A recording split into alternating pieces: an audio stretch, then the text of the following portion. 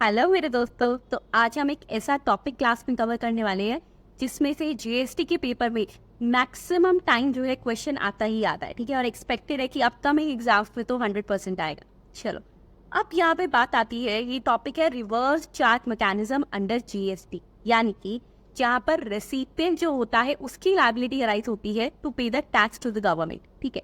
अब आपको पता है इस टॉपिक में भी ना आगे हमारे पास सब टॉपिक्स हैं, जैसे कि अगर सर्विस गवर्नमेंट दे रही है तो कैसे होगा, डायरेक्टर्स दे रही है तो कैसे होगा, जनरल क्वेश्चंस उस पे, या सिक्योरिटी पर्सोनल, ऐसे ही जितने भी टॉपिक्स हैं मैंने हर टॉपिक के ऊपर आपको यहाँ पे क्वेश्चन दिया हुआ है। आइए एक एक करके यहाँ पे स्टार्ट करते हैं, ठीक है। इससे हमारे क्या है, सारे टॉपिक्स भी रिवाइज हो जाएंगे।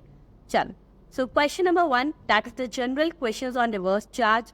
जिसको डाउट हो प्लीज साथ में कमेंट सेक्शन में पूछते रहना, क्योंकि इस टॉपिक से क्वेश्चन आपको मिलेगा ही मिलेगा एग्जाम में, ठीक है। क्वेश्चन नंबर 1, अच्छा हाँ मैम ये वाले नोट्स चाहिए हो तो स्टूडेंट्स नीचे देखो, प्ले स्टोर का नाम आ रहा है आयुषी बंसल क्लासेस, ठीक है। तो वहां पर जाओ, वहां पर free study material content section में आपको ये टॉपिक मिल जाएगा, ठीक है। ओके, सो नोट्स वहां अपलोड है। What does reverse charge mechanism, the first question here is what does reverse charge mean and who is responsible to pay taxes under the GST law. तो भाई ये तो सिंपल सा है, जो हमें सबको पता है कि रिवर्स चार्ज का मतलब क्या है और किसकी रिस्पॉन्सिबिलिटी अराइज होती है कि वो टैक्स पे करे, ठीक है। अब बात आती है इतने इजी क्वेश्चन में, अगर आपने सिर्फ इतना लिख दिया है रिवर्स चार्ज में वही recipient is liable to pay tax to the government, okay, marks नहीं मिलेंगे। लिखना चाहे उसके सेक्शन नंबर कोट करने हैं वहाँ पे, ठीक है। अब इतना इजी थोड़ी ना वो हमसे सीए या सीएम इंटर पे पूछेंगे, तो हमें यहाँ पे करना है सेक्शन कोड। तो देखो, आपको पता है कि हमारे पास जो सेक्शन नंबर 2 है ऑफ सीजीएसटी एक्ट 2017 वो डेफिनेशन बताता है, तो वहां लिख दो भाई as per section 2, clause number याद हो तो वेल एंड गुड, नहीं तो चल जाएगा। जैसे क्लॉज नंबर 48 क्या बोल रहा है कि रिवर्स चार्ज का मतलब है व्हेन द रेसिपिएंट, जो रेसिपिएंट है सप्लाई का, उसको क्या है, that person is liable to pay GST instead of the supplier. Okay, now the most important thing जिसकी वजह से ये क्वेश्चन पेपर में आ सकता है, इसका सेक्शन कोड करना है। That is section number 9 subsection 3 and section number 9 subsection 4 में बताया है। गलती यहाँ क्या करते हैं स्टूडेंट्स, हमने एक सेक्शन पढ़ा था 9 सबसेक्शन 5 ई कॉमर्स ऑपरेटर वाला, ठीक है। उसमें है क्या कि ई कॉमर्स ऑपरेटर जो है वो सर्विसेज ले रहा है, जो है जो उसके आगे सप्लायर्स है, जैसे कि हो गया, बात करते हैं ट्रांसपोर्टेशन सर्विस ले रहा है या कुछ भी, लेकिन वो रिवर्स चार्ज में कंप्यूट नहीं होता। लगता है हमें कि हाँ रेसिपिएंट ही लायबल हो रहा है यहाँ पर टैक्सेस पे करने के लिए, बट एक्चुअली में वो रिवर्स चार्ज में कवर नहीं होता। ये सेक्शन 2 क्लॉज 48 ने बोला है, ठीक है। तो यहाँ पर ये गलती बिल्कुल नहीं करनी, हमने सिर्फ ये 2 सेक्शंस कोट करने। ओके, नेक्स्ट, कौन सा पर्सन है जो रिस्पॉन्सिबल है। सो जनरली हमें पता है कि सप्लायर जो होता है गुड्स का या सर्विसेज का, that person is liable to pay taxes. लेकिन कुछ एक्सेप्शंस यहाँ पर दी हुई है। कौन सी एक्सेप्शन है, section number 9 subsection 3 and section number 9 subsection 4, जहाँ पर बताया है कि सप्लायर की जगह recipient shall be liable to pay tax to the government. Ma'am section 9 subsection 3 क्या था और 9 सबसेक्शन 4 क्या था, आओ पढ़ लेते हैं। तो देखो, पहले पढ़ा रही हूँ सेक्शन 9 सबसेक्शन नंबर 3। यहाँ पर ऐसे गुड्स और सर्विसेज को गवर्नमेंट ने नोटिफाई करा है कि जिनके केस में जीएसटी काउंसिल ने रिकमेंड किया कि देखो इसको रिवर्स चार्ज में रहो, ठीक है। तो बेसिकली सेक्शन 9 सबसेक्शन 3 में क्या कवर करेंगे, वो पॉइंट्स, वो गुड्स और सर्विसेज जिन पर इसलिए रिवर्स चार्ज मैकेनिज्म लग रहा है क्योंकि जीएसटी काउंसिल ने रिकमेंड किया है गवर्नमेंट को कि भाई इस पर जो है आप रिवर्स चार्ज मैकेनिज्म लगा दो, ठीक है। फिर आता है 9 सबसेक्शन 4। मैम ये वाले कौन से टॉपिक थी, तो ये वो टॉपिक है स्टूडेंट जहाँ पर कुछ स्पेसिफाइड कर दी कैटेगरीज गुड्स और सर्विसेज की, कि देखो इसके केस में ये जो स्पेसिफाइड कैटेगरी है गुड्स की या सर्विसेज की, इसके केस में अगर सप्लायर, यानी आप कंडीशन रख दी, अगर सप्लायर अनरजिस्टर्ड है तो इन that case reverse charge mechanism लगेगा, ठीक है। अदरवाइज नहीं लगेगा। मतलब दे आर सेइंग कि सप्लायर अनरजिस्टर्ड है, रेसिपिएंट रजिस्टर्ड है, तो रिवर्स चार्ज लगेगा, अदरवाइज नहीं लगेगा, ठीक है। दोनों ही बातों को रेकमेंड किसने किया, कौन यहाँ पे हमारा बेस्ट फ्रेंड बन के हमेशा हमें सलाह देता है? जीएसटी काउंसिल, ठीक है। So that was the question number 1। Question number 2 देखो, in accordance with the reverse charge provisions under GST act, आपको देने हैं इसके आंसर विद द रीजन, ठीक है। तो पहला आता है, is GST on reverse charge basis payable on interstate supply also. वो पूछ रहा है आपसे कि देखो, in the very first part they are asking कि एक बात तो बताओ, क्या ये जो रिवर्स चार्ज मैकेनिज्म है ये इंटरस्टेट सप्लाई पर भी लगता है? इंटरस्टेट सप्लाई पर भी, यानी ऑल्सो। अभी हाँ, ये ऑल्सो इंपॉर्टेंट रोल प्ले करने वाला है। कैसे? इस पर भी लगता है, या वो लिखते सिर्फ इस पर लगता है? अगर होता it is applicable on interstate supply only होता तो आंसर गलत था। द रीजन बिंग, मतलब वहाँ पे लिखते नो, बिकॉज इंट्रा पर भी लगता है, ठीक है। अब ऑल्सो कहा है तो यस, आप बता दोगे कि भाई इंटर हो चाहे इंट्रा हो, ये सब पर लगता है। क्लियर? चलो ठीक है। अब बात आती है, जब स्टूडेंट्स हमारे पास बात आती है इंटर की, ठीक है। सो इंटर मतलब आईजीएसटी लगता है। और मैम आईजीएसटी में ये कौन से सेक्शन में गया? हमारे सिलेबस में ना बेसिकली सीजीएसटी के सेक्शन है, लेकिन ये 2 सेक्शन ऐसे हैं जो मैं आपको क्लास में भी बताती हूँ कि ये आईजीएसटी के भी हम यहाँ पे पढ़ते हैं। एक तो section number 5 subsection 3, section number 5 subsection 4, जिसने कहा आईजीएसटी एक्ट 2017 में कि भाई आरसीएम लगेगा, ठीक है। अब ये 5(3), 5(4) थे क्या? तो जैसे 9 सबसेक्शन 3 में लिखा है कि भाई गवर्नमेंट ने क्या है नोटिफाई किया हुआ है, उन पर आरसीएम लगेगा, तो सेम 5(3) में है। और 5(4) में क्या है? जो 9(4) में लिखा है। यानी कि अगर स्पेसिफाइड कैटेगरी ऑफ गुड्स और सर्विसेज को कोई अनरजिस्टर्ड सप्लायर रजिस्टर्ड रेसिपिएंट को देगा तो आरसीएम लगेगा। क्लियर? चलिए, सेकंड आता है, क्या रिवर्स चार्ज एप्लीकेबल होता है on supply of goods also? और या फिर ये सर्विसेज के लिए है भाई सिर्फ? उसे को नहीं भाई, गुड्स के लिए भी है, हमने पढ़ा हुआ है, ठीक है। तो हम यहाँ लिख देंगे कि yes, as the government notify supply of goods as well as services for payment of taxes on reverse charge basis, तो दोनों पर है। Third, in case supplier eligible to threshold exemption, वो कह रहा है मान लो सप्लायर पर थ्रेशोल्ड एग्जाम्पशन लगती है, मतलब अरे 20 लाख से नीचे की टर्नओवर है तो उसको रजिस्ट्रेशन ही नहीं करवाना, तो क्या उस केस में भी आरसीएम एप्लीकेबल होगा क्या? यस, होगा। क्यों? यहाँ पर सप्लायर का लेना देना नहीं है, यहाँ पर तो रेसिपिएंट को टैक्स पे करना होता है, ठीक है। So this does not excuse recipient कि चलो उसकी लायबिलिटी खत्म हो गई। नहीं भाई, सप्लायर की तो अराइज ही नहीं होती, तो सप्लायर एग्जाम है या नहीं है हमें कोई मतलब ही नहीं है। आई होप क्वेश्चन अच्छे से दोनों समझ आ गए होंगे। समझ आया? अच्छा, क्वेश्चन समझ आ गया, बट इतनी देर से आपने मुझे कमेंट करके नहीं बताया कि कैसी क्लास लग रही है, ठीक है। तो फटाफट से कमेंट कर लो। और स्टूडेंट्स, आज जो है हम यहाँ पर 10 क्वेश्चंस कवर करेंगे और 10 क्वेश्चंस होंगे नेक्स्ट क्लास में कवर। तो प्लीज अभी की अभी चैनल को फॉलो कर लो कि जिससे आपके पास नोटिफिकेशन आ जाए। Yes, do not forget to press the bell icon, ठीक है, जिससे नोटिफिकेशन रिसीव हो जाए। और साथ ही साथ प्लीज़ आपके वो सभी फ्रेंड्स जिनके एग्जाम्स आने वाले हैं उनके साथ भी ये वीडियो शेयर ज़रूर कर देना। एंड यस, लाइक तो आप कर ही दोगे, है ना। चलो, लीगल सर्विसेज बाय एडवोकेट्स, तो पहला टॉपिक मैंने आपको करवाया जो इस पे जनरल क्वेश्चंस आते हैं। सेकंड जो लीगल सर्विसेज से रिलेटेड आते हैं। अब देखो, जब एडवोकेट अपनी लीगल सर्विस किसी को दे रहा है तो क्या आरसीएम लगेगा, और लगेगा तो किस तरीके से लगेगा वो पढ़ते हैं। देखिए, so the question here is Chintamani ने हमेशा आपके क्लास में भी साथ दिया है तो यहाँ भी दे रहा है। ओके, तो Chintamani private limited had appointed a senior advocate Miss Pooja for representation of company's legal matter at Delhi. Chintamani private limited यानी एक बॉडी कॉर्पोरेट में कंपनी ने एक सीनियर एडवोकेट मिस पूजा को अपॉइंट किया है कि उनको रिप्रेजेंट करेगी वो दिल्ली में कंपनी के लीगल मैटर में। डिटरमाइन करो किसको जीएसटी देना है। और क्या आपका आंसर अलग होता अगर चिंतामणि प्राइवेट लिमिटेड अपॉइंट करती किसी लोकल एडवोकेट, ठीक है, जो फिर से कहता कि यहाँ पर बेसिकली वो कह रहे हैं कि चिंतामणि ने एक लोकल एडवोकेट को अपॉइंट किया और लोकल एडवोकेट ने फर्दर खुद से मिस पूजा को अपॉइंट किया, तो क्या इस केस में आंसर डिफर होता? देखते हैं। पहला दिन, ये कहाँ पर है लीगल मैटर्स वाली बातें?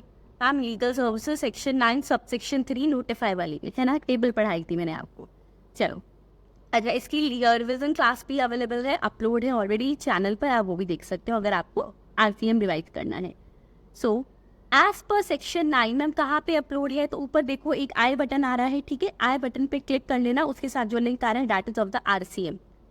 एज पर सेक्शन 9 सबसेक्शन 3 अगर लीगल सर्विस प्रोवाइड करता है कोई भी इंडिविजुअल एडवोकेट, अब वो इंडिविजुअल एडवोकेट कौन है, देखो अगर कभी भी कोई इंडिविजुअल एडवोकेट, अब वो इंडिविजुअल एडवोकेट जो है चाहे वो जूनियर एडवोकेट हो चाहे वो सीनियर हो, तो ये लोकल जैसी टर्म पूछती ही नहीं है, ठीक है, जूनियर सीनियर कोई भी हो, किसी भी बिजनेस एंटिटी को जो कि टैक्सेबल टेरिटरी में रजिस्टर्ड है, टैक्सेबल टेरिटरी में लोकेटेड है इनफैक्ट, ठीक है, अगर वो देगा तो इन दैट केस क्या लगेगा, यहाँ पर लगेगा रिवर्स चार्ज मैकेनिज्म, यानी GST payable on the reverse charge basis by the recipient. तो बिजनेस एंटिटी को ही यहाँ पर क्या करना है, टैक्स देना है। एक बात, जब भी कोई क्वेश्चन आएगा जिसमें कोई सिनेरियो गिवन है, केस स्टडी का टाइप है, तो आपको हमेशा क्या करना है, पहले लीगल प्रोविजन लिख देना है, उसके बाद नीचे लिखेंगे डिस्कशन एंड कंक्लूजन, ठीक है, कि एज पर द प्रोविजन अब आंसर क्वेश्चन पे क्या बनता है, वहीं पे हम पार्ट 1 पार्ट 2 जो है उसको डिस्क्राइब करेंगे। अगर आपने ऐसा कर दिया ना, मार्क्स 100% पक्का अच्छे से मिलेंगे। चलिए फिर आता है, अब लीगल सर्विसेज में जब आप कोई रिप्रेजेंट करता है लीगल मैटर पे तो वो भी इंक्लूड होता है। अब as per this provision first part पे क्या है कि पूजा एक सीनियर एडवोकेट है जिसने अपनी रिप्रेजेंटेशनल सर्विस दी है एक बिजनेस एंटिटी को जो पुणे में है, यानी कि टैक्सेबल टेरिटरी में लोकेटेड है, तो RCM लगेगा। सेकंड, उससे कहा क्या यहाँ पर वुड योर आंसर डिफर, क्या आपका आंसर अलग हो जाता अगर चिंतामणि एक लोकल एडवोकेट को अपॉइंट करता, वो पूजा को करता, नहीं। So the answer will start from no, because students in that case वहाँ पर कुछ भी, क्या मेन बात आती है कि उसने पूछा क्या आंसर डिफर होता, तो मैंने लिखा नहीं, ठीक है, तो वो मैटर करेगा। अब मैंने पहले कहा था आपको जूनियर एडवोकेट हो सीनियर हो कोई फर्क नहीं पड़ेगा, RCM लगेगा, ठीक है। So in that case liability जो है वो चिंतामणि प्राइवेट लिमिटेड पे ही रहेगी, यानी बिजनेस एंटिटी पे, यानी RCM ही लग रहा है, चाहे उसने सागर को लोकल एडवोकेट को अपॉइंट किया, उसने आगे मिस पूजा को करा, ठीक है, समझ आ गई मेरी बात, ओके। क्योंकि यहाँ पर बेसिकली क्या होगा ना, देखो चिंतामणि लोकल एडवोकेट को पेमेंट करेगी, उस पर RCM लगेगा, फिर आपस में ये लोग देख लेंगे, ओके। तो we have basically concern with the Chintamani private limited, तो उस पर RCM अभी भी लग रहा है, ओके। नेक्स्ट टॉपिक आता है, ये क्वेश्चन था, इस तरीके का क्वेश्चन पूछा जाता है लीगल एडवोकेट्स के केस में, आई होप समझ आया। चलो नेक्स्ट टॉपिक, अगर गवर्नमेंट ने सर्विस दी है तो तब कैसा क्वेश्चन आता है देखते हैं।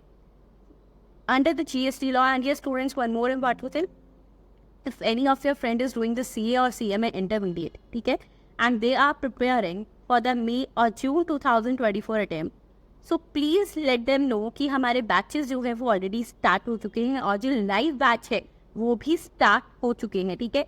और जिन्होंने चलो ये वाला लाइव बैच मिस कर दिया जो ऑलरेडी स्टार्ट हो चुका था हमारा अगस्त से, सो डोंट वरी, बार जो है हमारे पास एंट्री पॉइंट्स आ रही हैं। Next entry point is on the 5th of October, so they can join from there। अगर ये वीडियो उसकी भी बात कोई देख रहा है, सो डोंट वरी, एक बार कॉन्टैक्ट कर लो 7988741134 पे, so you will get to know कि नेक्स्ट एंट्री पॉइंट कब है और आप वहाँ से ज्वाइन कर पाओगे, ठीक है।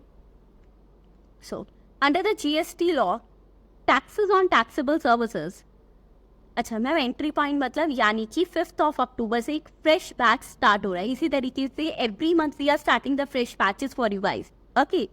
चलो, so under the GST law, taxes on taxable services supplied by the central government or the state government to a business entity in India are payable by recipient of services। उन्होंने कहा कि देखो as per the GST law, जब भी government either central government और state government कोई service देती है तो उस पर रिसिपिएंट को टैक्स पे करना है, ठीक है। अच्छा हाँ, ये क्वेश्चन CA इंटर में आ भी चुका है, मई 2022 का ये क्वेश्चन था, हमें बतानी है इसकी एक्सेप्शंस, याद है टेबल में करवाया था, नीचे ले आके लिखा था एक्सेप्शंस वाला पॉइंट ही वही है, यानी देखो as per section 9 subsection 3 of CGST act, जो भी सर्विस सप्लाई करता है सेंट्रल गवर्नमेंट या स्टेट गवर्नमेंट किसी बिजनेस एंटिटी को, क्योंकि टैक्सेबल टेरिटरी इंडिया की है, उस पर रेसिपिएंट टैक्स पे करता है, बट कुछ एक्सेप्शंस है। कितनी पढ़ाई थी? 3। कितनी? 3। पहली क्या थी? Services of renting of immovable property. किसी भी अगर उसने इमूवेबल प्रॉपर्टी को रेंट पर दिया है अनरजिस्टर्ड बिजनेस एंटिटी को, तो आरसीएम नहीं लगेगा। सेकंड क्या पढ़ाया था? याद करो। सर्विसेज जो दी है एयरक्राफ्ट या वेसल से रिलेटेड, आइदर इट्स इनसाइड और outside the presence of a port और एन एयरपोर्ट। थर्ड, अगर ट्रांसपोर्टेशन की सर्विस दी है गुड्स या पैसेंजर्स की, मैंने आपको इसमें बताया भी था, बस में ट्रेवल करते time they can't say you, ticket कटवा रहे हो, पैसेंजर ट्रांसपोर्टेशन है, कुछ जाकर जीएसटी डिपार्टमेंट को टैक्स पे करना नहीं ना, सो यहाँ पर स्टूडेंट जीएसटी नहीं लगता। ओके, बेसिकली मतलब वो आपके पास आरसीएम का ये पॉइंट आता है गवर्नमेंट की किंग स्कीम। अब नेक्स्ट टॉपिक जो बहुत बार पूछा जाता है that is services by directors, यानी अगर डायरेक्टर सर्विस दे रहा है तो क्या रहेगा। तो इस पे क्वेश्चन क्या आता है देखते हैं। तब डायरेक्टर किसको सर्विस देता है? कंपनी को ना, ठीक है, याद है। अब स्टूडेंट्स यहाँ पर देखना है, पहले तो मैं आपको एक बात बता दी, यहाँ पर हमेशा you have to see one point कि डायरेक्टर को अगर उन्होंने एम्प्लॉय मान लिया, अगर डायरेक्टर को एम्प्लॉय माना है ना, if director is an employee, तो क्या लगता है वहां पर? स्केड्यूल नंबर 3 यानी नेगेटिव लिस्ट, तो उस पर तो जीएसटी लगेगा ही नहीं। ठीक है, आपको ध्यान भी होगा, अभी इंस्टाग्राम पे मैंने एक रील भी अपलोड करी है रिगार्डिंग दिस। ओके, आपको पता है इंस्टाग्राम पे रिविजन रील्स चल रही है, लिंक चाहिए इंस्टा का तो आप डिस्क्रिप्शन में देख सकते। Mister Priyam, director of Sun Moon company private limited, provide service to the company for remuneration of 1,25,000। Okay, आपको बताना है whether GST is applicable in the below mention independent cases. If yes, तो किसको जीएसटी पे करना है। पहला केस है कि प्रियम एक इंडिपेंडेंट डायरेक्टर है और वो एम्प्लॉय नहीं है। एम्प्लॉय होता तो जीएसटी ना लगता, एम्प्लॉय नहीं है। ठीक, पहले क्या लिखेंगे? लीगल प्रोविजन, उसके बाद डिस्कशन। ठीक है, अब यहाँ पर क्योंकि दोनों पार्ट्स एक दूसरे से बिल्कुल डिफर हैं, एक में एम्प्लॉय मान रहा है नहीं, तो लीगल प्रोविजन दोनों जगह अलग आएंगे। तो as per para 1 of schedule 3 of CGST act, अगर तो स्टूडेंट्स एम्प्लॉयर को सर्विस देता in the course of employment, तो फिर वो क्या होता? तो ना तो उसको गुड्स की सप्लाई मानते, ना ही सर्विसेज की। लेकिन क्या यहाँ ऐसा है? नहीं है, तो यहाँ पर आरसीएम लगेगा, यानी यहाँ लगेगा सेक्शन 9 सबसेक्शन 3। ठीक है, अच्छा हाँ, एक बात और, मैंने इस क्वेश्चन को यहाँ पर इस तरीके से फ्रेम भी किया हुआ है स्टूडेंट्स की, ये क्वेश्चन आपको इस बार अपकमिंग एग्जाम में आने के भी बहुत चांस है, तो प्लीज इसको ध्यान से देख लीजिएगा।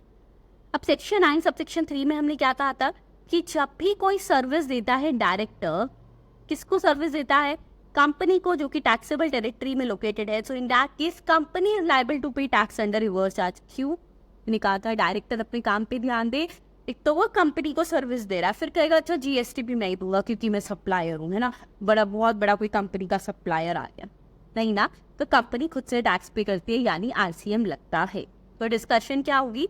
क्योंकि प्रियम एक इंडिपेंडेंट डायरेक्टर है, एम्प्लॉय नहीं है, रेम्यूनरेशन पे कर रहे हैं उसको, तो ये शेड्यूल 3 की आउटसाइड है। ठीक है, यानी नेगेटिव लिस्ट नहीं है, तो इस पर जीएसटी एप्लीकेबल होगा, क्योंकि सनमून कंपनी प्राइवेट लिमिटेड देगी, यानी रेसिपिएंट। सेकंड क्या है देखते हैं। Second question here is, mister Priyam एक एग्जीक्यूटिव डायरेक्टर है, यानी एम्प्लॉय है। मैम अगर वो एम्प्लॉय ना लिखते, मैंने क्लास में बहुत बार पढ़ाया, इंडिपेंडेंट डायरेक्टर एम्प्लॉय नहीं होता, वो इंडिपेंडेंटली वर्क कर रहा है, बट एग्जीक्यूटिव डायरेक्टर एम्प्लॉय होता है। क्लियर? अच्छा, ये क्वेश्चन कहाँ आया हुआ है जिससे कि कॉन्फिडेंस और बूस्टअप हो जाए? तो सीए इंटर आरटीपी मई 2021 का ये क्वेश्चन है। अब सीएमए वाले सोच रहे होंगे फिर हमारे लिए क्या आएगा। सीए और सीएमए के क्वेश्चंस क्या है? सब टॉपिक सेम है, तो आपके में वो क्वेश्चन जो है आराम से रिपीट हो सकता है। सो प्लीज एक को अच्छे से कर लेना, मतलब ये इंपॉर्टेंट क्वेश्चन है। क्लियर? तो मिस्टर प्रियम जो कि एग्जीक्यूटिव डायरेक्टर है सनमून कंपनी प्राइवेट लिमिटेड का, टोटल रेम्यूनरेशन है 1,25,000, 60,000 को उन्होंने डिक्लेयर कर दिया एज सैलरीज। क्लियर? अब जब सैलरी डिक्लेयर करा है तो हमें पता है कि हमारे पास इनकम टैक्स में एक सेक्शन आता है टीडीएस अंडर सेक्शन 192, उस पर सैलरी पर टीडीएस कटता है ना। तो उन्होंने कहा टोटल 1,25,000 की सैलरी में से 60,000 को उन्होंने इनफैक्ट सैलरी शो कर दिया, 1,25,000 की रेम्यूनरेशन में से 60,000 को ऐसे सैलरी शो किया कि उस पर 192 भी लग रहा है, यानी टीडीएस कट रहा है। हाउएवर 65,000 बचा हुआ अमाउंट 1,25,000 माइनस 60,000, 65,000। एक बार रुक जाओ, मैं इसको और अच्छे से आपको क्लियर कर देती हूँ। Total amount 1,25,000